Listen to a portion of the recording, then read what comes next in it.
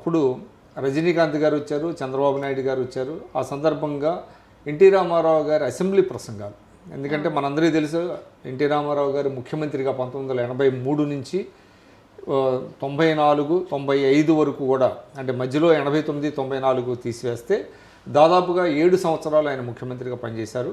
ఆ పనిచేసిన సందర్భంలో శాసనసభలో అద్భుతమైనటువంటి ప్రసంగాలు.